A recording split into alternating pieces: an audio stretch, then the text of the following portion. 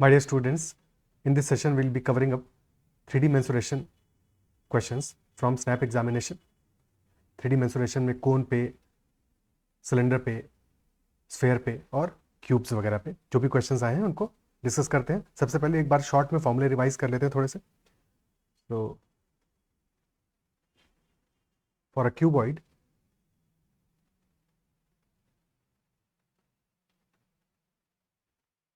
अगर हमें length, breadth और हाइट गिवन है, ठीक है. So if length is L, breadth is B and height is H, तो वॉल्यूम हमारा हो जाएगा, volume will be equal to L into B into H,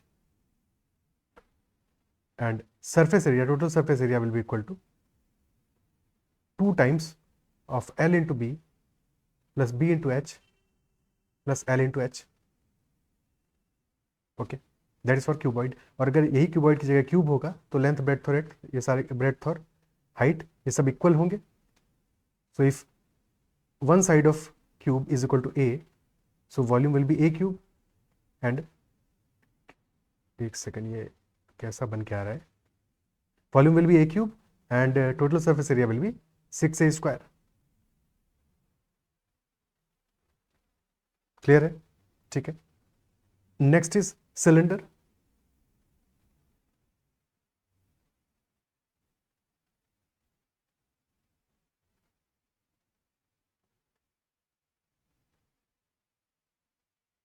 If radius of the base is equal to r for a cylinder and height is equal to h, so volume will be base area pi r square multiplied by height. Curved surface area of the cylinder will be perimeter of the base multiplied by height, which is 2 pi r h, and total surface area will be curved surface area, which is 2 pi r h plus 2 times the base area, top का area और bottom का area, यानी कि 2 pi r square. This will be 2 pi r into H plus R. Okay, ठीक है. इसके बाद में आता है cone. So for a cone, if height is equal to h and base radius is equal to r, if height is h and base radius is equal to r, और साथ में जो slanted height है that is l, and l square क्या होगा, l square will be h square plus r square. So volume will be one third that of a cylinder for same radius and height, so 1/3 pi r square h,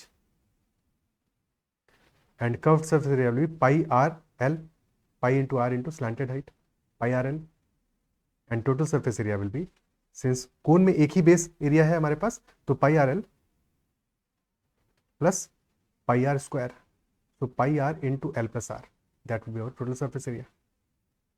Clear है? And last but not least, sphere.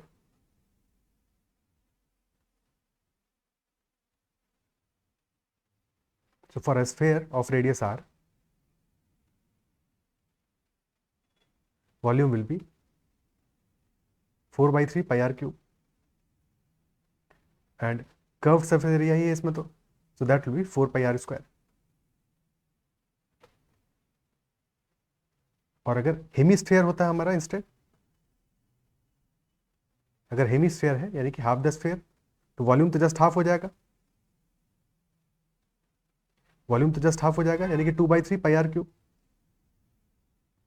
और curve surface area भी half ही होगा, 2 pi r square. But total surface area यहाँ पे क्या होगा, curve surface area plus base area, यानी कि 3 pi r स्क्वायर हो जाएगा, 2 pi r square plus pi r square, तो 3 pi r square will be total surface area. Questions पे चलते हैं. फर्स्ट क्वेश्चन लेते हैं आज का, इस सेशन का.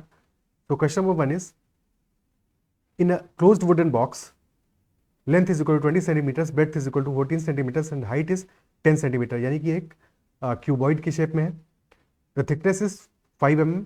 If weight of empty box is 3.462 kilograms, then what is the weight of 1 centimeter cube of wood? So empty box का हमें weight given है, यहाँ से हमें वॉल्यूम निकालना पड़ेगा और आउटर वॉल्यूम निकालेंगे, यानी कि वुडन बॉक्स प्लस उसके अंदर का जो स्पेस है उसका वॉल्यूम, और उसमें से फिर जो अंदर का स्पेस है उसका वॉल्यूम सब्ट्रैक्ट करेंगे, तब जाके हमें वुड का वॉल्यूम पता चलेगा। क्लियर है? सो आउटर बॉक्स का वॉल्यूम कितना आ जाएगा, that will B 20 into 14 into 10, और थिकनेस गिवन है 5 mm यानी कि 0.5 सेंटीमीटर। तो हमें थिकनेस, फॉर एग्जाम्पल अगर हम एक साइड में देखें कि हाइट इज 10 सेंटीमीटर, जबकि थिकनेस 0.5 है, 0.5 दोनों सब्ट्रैक्ट करेंगे तो बचेगा हमारा इनर हाइट बचेगा 9 सेंटीमीटर का। तो ऐसे ही लेंथ भी हमारा 1 सेंटीमीटर से सब्ट्रैक्ट होगा, ब्रेड्थ भी 1 सेंटीमीटर से सब्ट्रैक्ट होगा, तो इनर वॉल्यूम आ जाएगा हमारा 19 इंटू 13 इंटू 9। ये वैल्यू है 20 इंटू 10 200 इंटू 14 2800, और ये वैल्यू आएगा हमारा 90 इंटू 13 190 प्लस 57 यानी कि 247।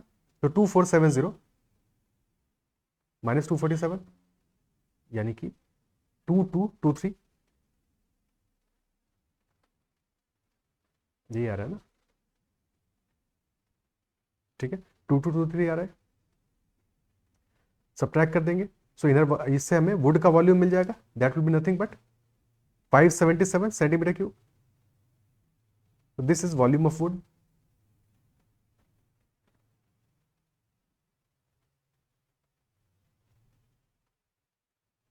एक second, okay. So volume of wood आ गया 577 सेंटीमीटर क्यूब, और इसका वेट आ रहा है 3462 grams. This is approximately 6 times, exactly 7 6 42, yes, multiplied by 6 आ रहा है। तो 6 ग्राम पर सेंटीमीटर क्यूब हमारा वेट आ जाएगा, डेंसिटी आ जाएगी, तो वेट 1 सेंटीमीटर क्यूब का होगा 6 grams, option C. Is that clear? ठीक है, next question. Next is Mr. Sam owns a closed rectangular wooden box having dimensions 18 cm cross 10 cm cross 6 cm. The thickness of the box is 0.5 cm. बिल्कुल similar question है, थोड़ा सा variation है, but बहुत बार snap में ऐसा हो रहा है कि सिमिलर क्वेश्चंस जो होते हैं वही रिपीट होते हैं, इसलिए आपको क्वेश्चंस को प्री वाई क्यूज को प्रैक्टिस करना बहुत इंपॉर्टेंट है, बिकॉज बहुत पॉसिबल हो जाता है कि कोई क्वेश्चन जो आपने पीछे के प्रैक्टिस किए हैं वही सेम क्वेश्चन आ जाए, तो डेफिनेटली आपको समय बचेगा आपका। ठीक है, एम्प्टी बॉक्स का वेट है 15 kilograms and the box is filled with sea sand, तो वेट है 100 किलोग्राम्स का। So find the weight of 1 cubic centimetre of sea sand in kilograms. इस क्वेश्चन में क्या है, पिछले वाले में हमें क्या करना था, हमें वुडन बॉक्स का वॉल्यूम निकालना था, बट इस वाले क्वेश्चन में हमें क्या करना है, इस क्वेश्चन में हमें वुडन बॉक्स का इनर वॉल्यूम निकालना है, बिकॉज सी सैंड के लिए क्वेश्चन हमसे पूछ रहा है। ठीक है, सो आउटर डायमेंशन हमें गिवन है और हमें इनर डायमेंशन निकालनी है। थिकनेस गिवन है 0.5 सेंटीमीटर है, तो अगेन 1 सेंटीमीटर सब्ट्रैक्ट करेंगे सब में, तो वॉल्यूम हमारा आ जाएगा 17 इंटू 9 इंटू 5। तो 17 इंटू 9 इज 153 इंटू 5, तो 765 सेंटीमीटर क्यूब, ये वॉल्यूम आ गया हमारा। और एम्प्टी बॉक्स का वेट हमें दिया है 15 किलोग्राम्स, जबकि box filled with sea sand का वेट है 100 किलोग्राम्स। तो फिर 100 माइनस 15 यानी कि 85 kg weight of sea sand.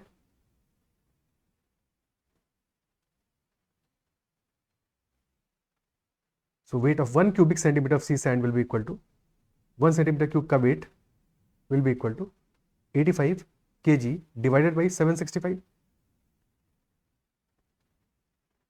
Which is 1/9। So answer आ जाएगा 1/9 kilograms per centimetre cube. Clear है? ओके। हालांकि इस बार हमने थोड़ा सा एक गड़बड़ ये कर दिया था कि इन चीज़ों को, इन वैल्यूज़ को मल्टीप्लाई कर दिया था, मल्टीप्लाई नहीं करेंगे तो हमेशा कैलकुलेशन ज़्यादा आसान रहेगा।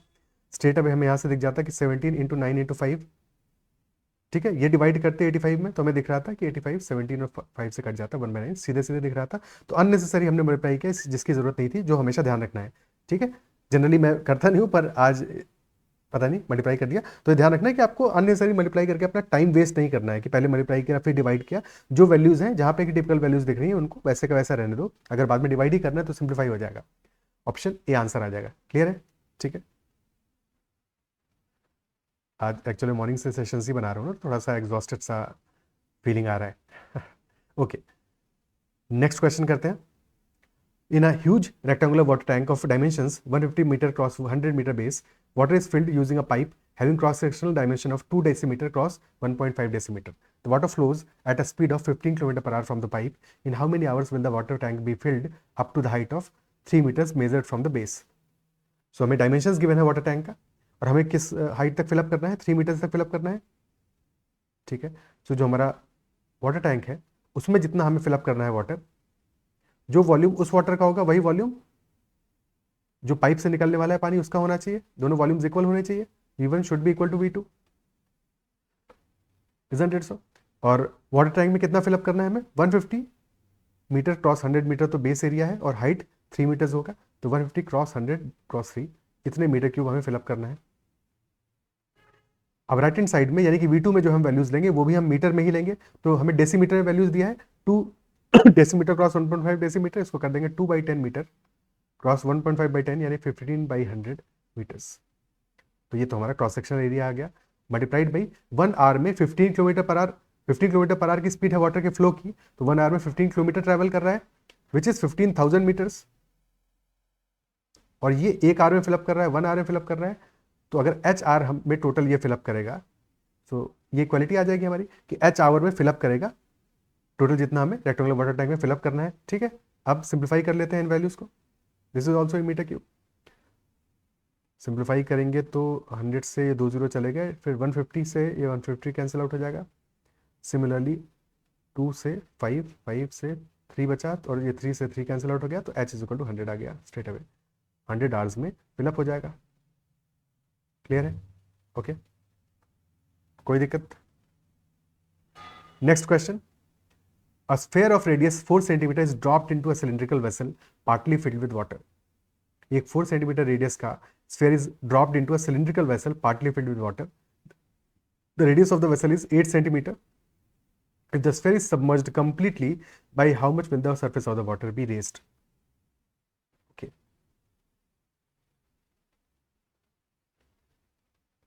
So there is a cylindrical vessel. It is partly filled with water.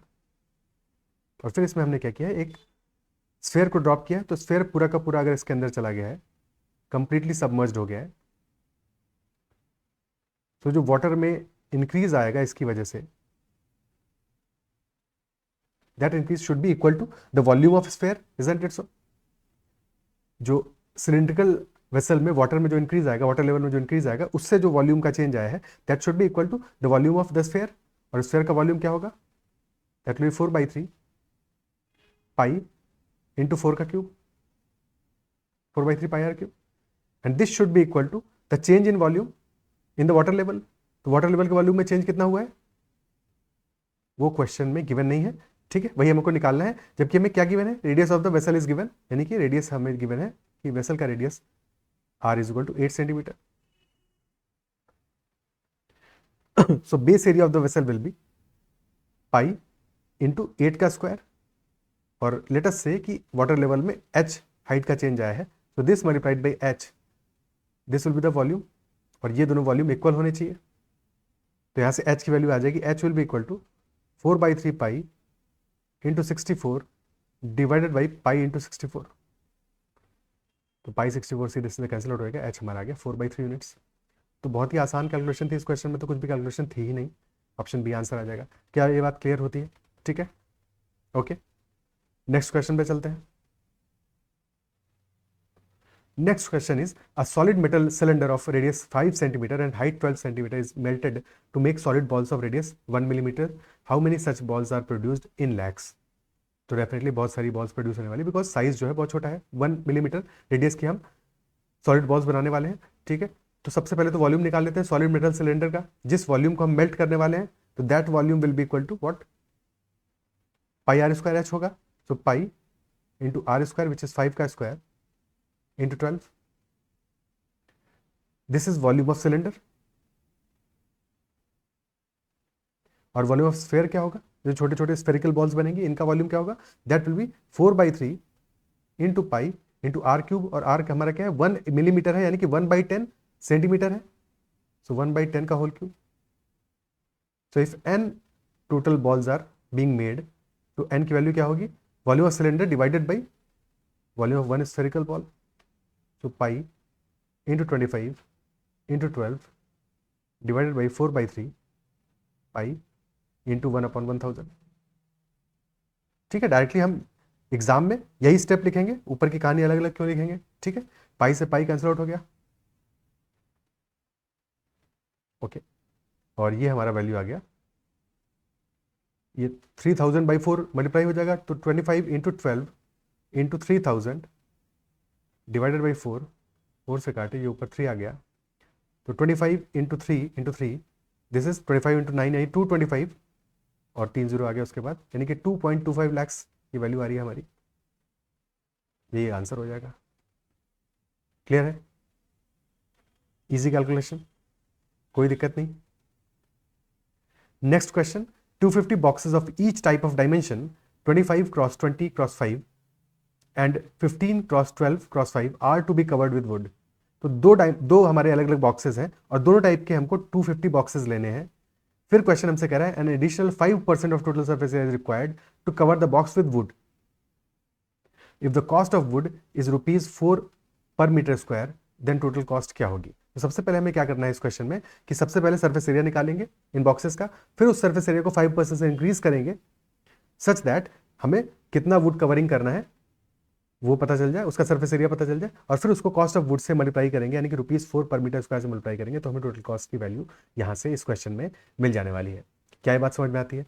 ठीक है, सबसे पहला काम क्या है, दोनों बॉक्सेस का सर्फेस एरिया निकालना है, और सर्फेस एरिया होगा क्या, सर्फेस एरिया होगा क्योंकि दीज आर क्यूबॉइड्स, तो 2 times length into breadth plus breadth into height plus length into height, दोनों के लिए यही काम करना है। पहले वाले केस में क्या आएगा, अगर पहले वाले को हम मान लें बॉक्स 1 B1 और सेकंड वाले को B2 मान लें, तो बॉक्स 1 का टोटल सर्फेस एरिया क्या आ जाएगा, that will be 2 times 25 into 20 500 plus 25 into 5 125 plus 20 into 5 100, so this is 500 plus 100 600 725 into 2। Second box के लिए this will be 2 times 50 into 12 180 plus 50 into 5 75 plus 12 into 5 60, तो 240 प्लस 75, तो 2 into 315 आ गई value. Okay, अब इन दोनों को ऐड कर लेते हैं, तो एडिशन कितना हो जाएगा, this will become 2 into 725 plus 315 यानी कि 1040। ये तो हमारा एक एक बॉक्स का टोटल सर्फेस एरिया आ गया। अब हमें इसको 5% से इंक्रीज भी करना है और फिर 250 से मल्टीप्लाई भी करना है, तो सबसे पहला काम 5% से इंक्रीज करते हैं। 5% कितना होगा, 5% इज नथिंग बट 1/20, यानी कि 21/20 कर लेंगे इसको। क्लियर है, तो अब हमारा जो एक बॉक्स के लिए, एक B1 बॉक्स के लिए और एक B2 बॉक्स के लिए जो जितना टोटल सर्फेस एरिया चाहिए बोर्ड का, वो हमें मिल गया है। ऐसा ही करना है 250 बॉक्सेस के लिए, तो मल्टीप्लाइड बाई 250 कर दिया, और फिर कॉस्ट ऑफ वुड है ₹4/m², तो 4 से भी मल्टीप्लाई हमने कर दिया। इसकी वजह से तो हमें 3 0 मिलने वाले हैं, 1000 होने वाला है, इजंट इट सो। तो हम इसको सिंप्लीफाई कर लेते हैं, तो 2 से और 0 से ये 20 निकल गया हमारा, तो 104 इंटू 21 कितना आने वाला है, दिस इज 2184। खत्म हो गया सवाल, option D, option C. Clear है, ओके, ठीक है, कोई दिक्कत, इजी क्वेश्चन, बस थोड़ा सा चीज़ों को कॉशियसली फिट इन करना था, अच्छे से लिखना था, प्रॉपरली नीट एंड क्लीन तरीके से, तो आसानी से सॉल्व हो जाता। Next question, if H C and B represent height of cone, curve surface area of cone and volume of cone respectively, then the value of 3πVH³ किसके बराबर होगा। अब इस क्वेश्चन से क्या है, बहुत सारे लोग बहुत जल्दी घबरा जाते हो, है कि नहीं, पैनिक कर जाते हो कई बार कि कैसे अप्रोच करेंगे इस क्वेश्चन को। सबसे पहला काम यहाँ पे क्या है, हमें क्या दिया है, एच हाइट है, वो तो ऑब्वियसली हाइट की होगा, सी हमारा कर्व सर्फेस एरिया है, और किसी भी कोन का कर्व सर्फेस एरिया क्या होता है, πRL, अभी देखा हमने स्टार्ट में, और v हमारा वॉल्यूम है, v होगा हमारा 1/3 πr²h। ठीक है, सो ये 1/3 का फैक्टर तो आ ही रहा है। फिर हमें वैल्यू निकालनी है 3πVH³ की। ऐसे किसी भी क्वेश्चन में एक छोटी चीज जो हमेशा ध्यान रखनी है कि देखो, अगर हमें दिया है कहीं पे कि हमें वॉल्यूम निकालना है, तो वॉल्यूम कैसा निकलेगा, सेंटीमीटर क्यूब में निकलेगा हमेशा। ऐसा नहीं हो सकता कि वॉल्यूम सेंटीमीटर स्क्वायर में निकले, ऐसा नहीं पॉसिबल है। ठीक है, सिमिलरली अगर हमें एरिया निकालना है कभी भी, तो एरिया हमेशा सेंटीमीटर स्क्वायर या मीटर स्क्वायर, बेसिकली लेंथ के स्क्वायर में निकलेगा। हमेशा एरिया लेंथ के स्क्वायर में निकलेगा और हमेशा वॉल्यूम लेंथ के क्यूब में निकलेगा। ठीक है। तो जो डायमेंशंस है अगर हम उन पर फोकस करें तो कई बार हमारे क्वेश्चन ये जो इस टाइप के होते हैं, ऐसी वैल्यूज दी होती हैं घबराने या डराने वाली, तो वहां पे क्वेश्चन हमारे लिए थोड़े से आसान हो सकते हैं। अब अगर हम 3π(v(h)³ पे फोकस करें, बाद में सॉल्व भी करेंगे, पर पहले अगर इतनी सी बात को समझ लें तो क्वेश्चन बहुत आसान हो जाता है। 3π(v(h)³ पे फोकस करें तो v क्या है, वॉल्यूम है, और वॉल्यूम हमारा क्या है, लेंथ का क्यूब है, और हाइट क्या है, h क्या है, लेंथ है, अगेन h³ लेंथ का क्यूब ही है, तो लेंथ का क्यूब इंटू लेंथ का क्यूब यानी कि लेंथ की पावर 6, ये डायमेंशन है हमारा जिसकी वैल्यू क्वेश्चन पूछ रहा है, इजंट इट सो। अब अगर कोई ऐसा ऑप्शन है जहां पे कि लेंथ की पावर 6 के अलावा कोई भी और वैल्यू आ रहा है डायमेंशन का, तो वो हमारा आंसर डेफिनेटली नहीं हो सकता है, बिकॉज सबसे पहले तो डायमेंशन बराबर होगा, उसके बाद में हम वैल्यू को बराबर करेंगे। Only comparables can be compared, non comparables can never be compared, ठीक है। सो अगर हम πc²h²v को देखें तो c²h²v में क्या हो रहा है, v यानी कि l का क्यूब है, c² क्या है, c एरिया है, तो l की पावर 4 आ गया, इंटू h² यानी l का स्क्वायर इंटू l का क्यूब, तो l की पावर यहाँ पे आ रहा है 9, तो डेफिनेटली ऑप्शन सी तो आंसर हो ही नहीं सकता, उसको वैसे ही हटा दो। क्या ये बात समझ में आती है? ठीक है, ओके, क्लियर है। इसके अलावा हाँ, यही बात क्लियर होनी चाहिए, ठीक है। फिर हमारा ऑप्शन बी आता है। ऑप्शन बी में क्या है, c²v²h², अगेन यहाँ पे v² ऑलरेडी आ रहा है, तो v² ही l की पावर 6 हो जाता है, तो बी भी हमारा आंसर नहीं हो सकता है, बी को भी हटा देते हैं। ए में है c²h², c² यानी कि l की पावर 4 और h² यानी l का स्क्वायर, तो l की पावर 6 आ रहा है पहले टर्म में, और दूसरे टर्म में v² आ रहा है यानी l की पावर 6 दूसरे वाले टर्म में भी आ रहा है, तो बहुत हाई प्रोबेबिलिटी है कि ऑप्शन सी ही हमारा आंसर होगा। अगर सॉरी ऑप्शन ए ही हमारा आंसर होगा। ऑप्शन ए आंसर नहीं हुआ तो फिर ऑप्शन डी ही आंसर होने वाला है, ठीक है। तो अब ऑप्शन ए को वैल्यूज को चेक कर लेते हैं। ऑप्शन ए आ रहा है c²h² यानी कि π², c² क्या है, π²r²l² into h² minus 9 times v² यानी कि 9 टाइम्स 1/9/1/3 πr² इसको स्क्वायर करेंगे तो 1/9 इंटू π² इंटू r की पावर 4 इंटू h², तो ये 9 से 9 तो कट गया, ठीक है। अब π² r² h² ये तो पूरा बाहर आ जाएगा, कॉमन आ जाएगा, अंदर बच जाएगा l² माइनस r², ठीक है। एंड वी नो किसी कोण में जो कर्व सरफेस एरिया है which is equal to l और रेडियस r है, हाइट h है, तो इनके बीच रिलेशनशिप क्या होता है, h² plus r² is equal to l², यानी कि l² माइनस r² हमारा h² के ही बराबर होगा, तो this is also h², this will become π² r² h² into h², यानी कि πr(h²) का होल स्क्वायर,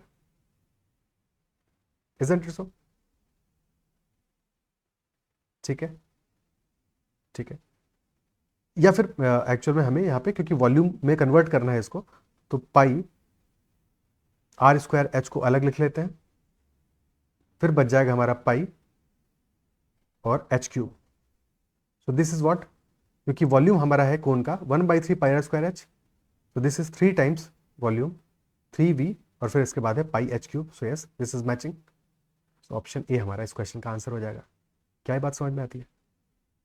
ठीक है। अगर नॉन ऑफ दिस नहीं गिवन होता और कोई और ऑप्शन होता जहां पे कि अगेन डायमेंशन हमारा l की पावर 6 नहीं आ रहा था, तो स्ट्रेट अवे हम ऑप्शन ए को मार्क कर देते, स्ट्रेट अवे ऑप्शन ए को मार्क कर देते, और समझाने के लिए मैंने इतना एक्सप्लेन किया है। अदरवाइज डायरेक्टली हमें ऑप्शन बी में दिख रहा है कि v का स्क्वायर आ रहा है, यानी कि इसके बाद और भी एडिशनल चीजें h भी है, c भी है, तो डेफिनेटली बी ऑप्शन हमारा आंसर नहीं होगा। सिमिलरली अगर c में बात करें तो c² यानी l की पावर 4, h² यानी कि l का स्क्वायर, तो अगेन यहीं पे हमें दिख रहा है कि इसके बाद v भी आ रहा है, तो डेफिनेटली c भी आंसर हमारा नहीं हो सकता है। तो इसमें ऐसा कुछ नहीं है कि बहुत ज़्यादा समय लगने वाला है इन चीज़ों को समझने में, बिकॉज इससे कहीं ज़्यादा टाइम लगेगा अगर हम इन ऑप्शंस को एक्सपैंड करेंगे, और अगर हम इस क्वेश्चन को छोड़ देंगे तो हमारा नुकसान होगा। This is a doable question अगर आप इस कॉन्सेप्ट को, इस बात को समझ जाते हो कि आप डायमेंशन से कई बार क्वेश्चंस को सॉल्व कर सकते हो, ना सिर्फ इस क्वेश्चन में या ना सिर्फ मेंसुरेशन में, बल्कि कई बार किसी और टॉपिक में भी डायमेंशंस हमारी बहुत हेल्प करती हैं, ठीक है। पर उसके लिए अगर वैसा कोई क्वेश्चन आएगा सामने तो बेहतर हम समझ पाएंगे उसको, ठीक है। ऐसे थ्योरेटिकली तो कहने देना आसान है, बट समझाया तभी जा सकता है। बहरहाल इस क्वेश्चन में आप समझ गए होंगे, अगर फिर भी कोई डाउट रह गया हो तो कमेंट में जरूर मेंशन कीजिएगा, कोशिश करेंगे कि उसको रिजॉल्व किया जाए। आगे नेक्स्ट क्वेश्चन लेते हैं। अगला सवाल है, a cylinder of diameter 8√3 units is taken out from a cone of base diameter 16√3 units and height 30 units. If the height of cylinder is 2/3 of the height of cone, then find the volume of the remaining part of the cone. Cone का volume क्या आ रहा है, कोन का volume आएगा total 1/3 into pi are square h, और cone की radius क्या दी है, बेस डायमीटर दिया है 16√3, तो रेडियस होगी 8√3, तो पाई आर स्क्वायर इंटू कोन की हाइट कितनी है 30, तो ये तो कोन का वॉल्यूम आ गया। और जो सिलेंडर हम रिमूव कर रहे हैं उसका वॉल्यूम क्या आएगा, volume of cylinder will be pi are square h, यानी कि पाई इंटू रेडियस हमें दिया है सिलेंडर का 4√3, क्योंकि 8√3 डायमीटर है, तो पाई इंटू 4√3 का होल स्क्वायर इंटू हाइट भी गिवन है, height of cylinder is 2/3 of the height of कोन, यानी कि 20। सब्ट्रैक्ट कर देंगे, सब्ट्रैक्ट करने के बाद में क्या वैल्यू हमें मिलने वाला है, सबसे पहले तो जो चीज़ें कॉमन आ रही है उनको कॉमन ले लेते हैं, तो पाई इंटू 4√3 का होल स्क्वायर कॉमन आ रहा है, इंटू 10 कॉमन आ रहा है, तो अंदर बच जाने वाला है 4√3 यहाँ से कॉमन लिया है, तो यहाँ पे 2 का स्क्वायर बच गया है, यानी कि 4 बच गया है, इंटू 3 बच गया है, और डिवाइड बाई 3 बच गया है, यानी कि 3 से 3 तो कैंसिल आउट हो जाएगा, तो 4 बचा है यहाँ पे, माइनस यहाँ पे पाई तो बाहर गया, 4√3 का स्क्वायर बाहर गया, सिर्फ और सिर्फ 2 बच गया है, तो यानी कि this is nothing but pi into 4 का स्क्वायर यानी 16 इंटू √3 का स्क्वायर यानी कि 3 इंटू 10 इंटू 4 माइनस 2 यानी कि 2, तो 48 into 2 96 960 pi centimetre cube will be our answer. क्या बात समझ में आती है, क्लियर है, ठीक है। बट इस क्वेश्चन में एक फंडामेंटल इशू है, आई डोंट नो कि बिकॉज मेमोरी बेस्ड क्वेश्चन है तो कह नहीं सकते कि वो फंडामेंटल जो इशू है वो ऐसा ही क्वेश्चन ये एग्जाम में आया था या मेमोरी बेस्ड है, तो मे बी बाद में गलती हुई है इसमें। इशू ये है कि इस तरह का सिलेंडर हम इस कोन से निकाल ही नहीं सकते, बिकॉज इस कोन में अगर हम बात करें इस कोन के डायमेंशंस की, इनको भी समझ लेते हैं, ज्योमेट्री में हेल्प करेगा आपको। देखो हमें गिवन है कि कोन का जो बेस डायमीटर है वो कितना है 16√3, यानी कि बेस रेडियस 8√3 है, तो दिस विल बी 8√3, या टोटल 16√3 होता है, ठीक है। फिर जो सिलेंडर हम ले रहे हैं उसका डायमीटर हमें गिवन है जस्ट हाफ है, सिलेंडर का डायमीटर जस्ट हाफ है, ठीक है। और सिलेंडर जब कट करोगे तो ऐसे ही तो कट करोगे ना, इस तरह से कट होगा वो,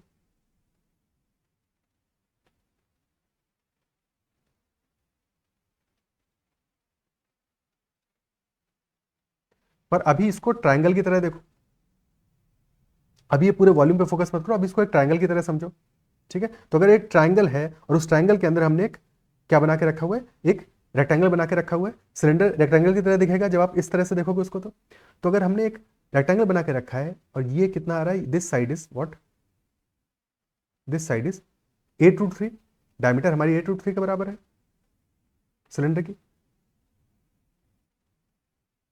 एंड दिस साइज इज 16√3, ये 16√3 के बराबर है, isn't it so? ठीक है। अब इस ट्राइंगल में if this is late us से ABC and this is DE, so DE is parallel to BC,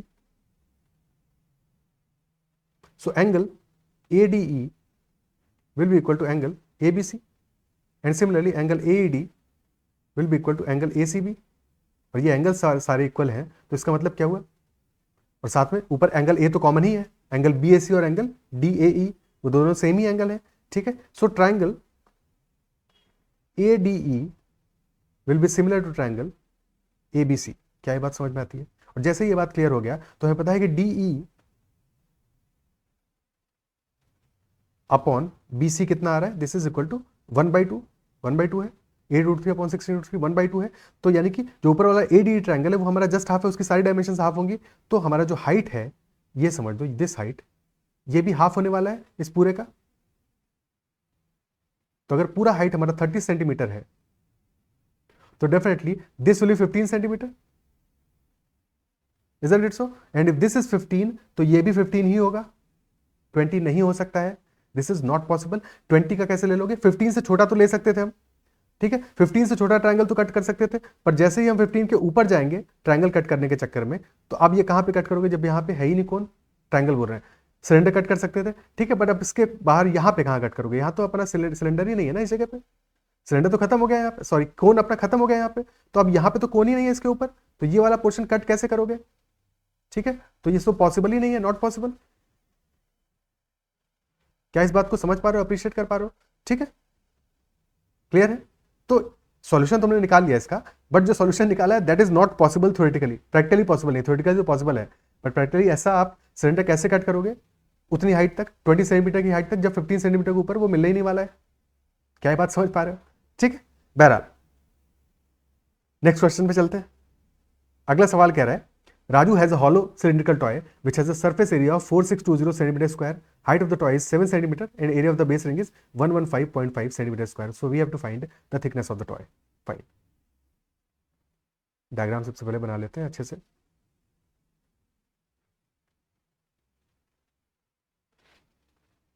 hollow cylindrical toy है, ठीक है, and if this is thickness, late us से इनर रेडियस स्मॉल आर है और outer radius capital R है। तो curve यहाँ पे सरफेस एरिया मेंशन्ड है और कुछ भी नहीं लिखा है कि कर्व्ड है कि टोटल है। तो जब भी कुछ भी नहीं लिखा हो तो ये टोटल सरफेस एरिया ही होगा। और हॉलो सिलेंडर में टोटल सरफेस एरिया क्या आ जाएगा? Curve surface area plus base area. और बेस एरिया यहाँ पे इस बार डिफरेंट है बिकॉज बेस हमारा हॉलो है, तो बेस में फर्क आएगा। ठीक है, सो कर्व सरफेस एरिया तो हो जाएगा 2 pi R into H, 2 pi capital R into H plus 2 pi small are into H, inner curve surface area भी तो लेंगे। ठीक है, plus 2 times pi capital are square minus small are square. और जो थिकनेस है हमारी, ये थिकनेस क्या होगी? थिकनेस होगी capital r minus small r. ठीक है, सो ये वैल्यू आ गई हमारी 2 pi times capital are plus small are into H plus 2 pi capital are square minus small are square. और एरिया ऑफ बेस रिंग हमें गिवन है 115.5 और एरिया ऑफ बेस रिंग कितना है? That is pi into capital are square minus small are square, isn't it so? ठीक है, ये तो गिवन ही है हमको। तो 2 pi into capital are plus small are into h which is 7 plus pi into capital are square minus small are square हमको given है, and that is nothing but 115.5. So 2 times of this will be 231. So plus 231, this is equal to 4620. Okay, 231 को right hand side में लेके चलेंगे। So 14 pi times capital are plus small R is equal to 4389 centimetre cube. So यहाँ से pi into capital are plus small R क्या value आ जाएगी? That will be equal to 4389 divided by 14। क्या ये 7 से कट रहा है? 7 6 42, 18, 7 2s आर 14, देन 627 बाई 2 यानी कि 313.5 सेंटीमीटर ये वैल्यू आ रही है, डायमेंशन आ रही है वैल्यू हमारी। ठीक है, क्लियर है? कोई दिक्कत? ये हमारा 313.5 आ गया वैल्यू। और हमें क्या गिवन है? पाई into capital are square minus small square, ये गिवन हुआ है हमें। तो अगर हम इन दोनों को अप्लाई कर लें, यूज कर लें, तो this is what? Pi into capital are square minus small are square क्या है? Capital are plus small are into capital r minus small r, and that is 115.5। तो हमें capital r minus small r की value यहाँ से मिल जाएगी, isn't it so? ठीक है, देख लेते हैं क्या वैल्यू आएगी। So that value will be pi into capital are square minus small are square divided by pi into capital are plus small r. So that will be 115.5 upon 313.5। Decimal से decimal चला गया। Okay, अच्छा ये options गड़बड़ दिए हुए हैं यहाँ पे, ऑप्शंस को इग्नोर करो, ये शायद किसी और क्वेश्चन का ऑप्शन दिए हैं। ठीक है, अब इनको सिंप्लीफाई करना है। इसको क्या वैल्यू आएगा? ये 1155 कितने से डिविजिबल है? क्या ये 7 से डिविजिबल हो सकता है? ठीक है, 7 से डिविजिबल क्या ये हो सकता है? बिल्कुल 7 से डिविजिबल है। तो 7 से अपन सिंपली 7 से, एक सेकंड, 7 के बाद में बचेगा 45। हाँ, 7 के बाद में बचेगा 7 1 7, 7 6 42, तो 165 बचा है यहाँ पे। और नीचे हमारा 7 4 28, 7 4 28, नीचे नहीं डिविजिबल है क्या? हाँ, नीचे वाला वैल्यू 7 से डिविजिबल नहीं आ रहा है, तो 7 से नहीं काट सकते इसको। ठीक है, किस वैल्यू से डिविजिबल होगा ये? 5 से तो है ही है, 5 से तो दिख ही रहा है। सो 5 से ही इसको काट लेते हैं। 5 से ये वैल्यू आ जाएगा 231 और नीचे वाला वैल्यू आ जाएगा 627।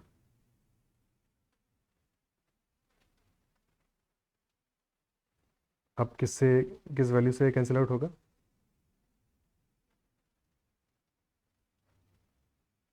अभी ये 3 से भी डिविजिबल आ रहा है, 3 से काटेंगे इसको, सो ये वैल्यू आ जाएगा, ऊपर वाला आ जाएगा 77 और नीचे वैल्यू आ जाएगा 209,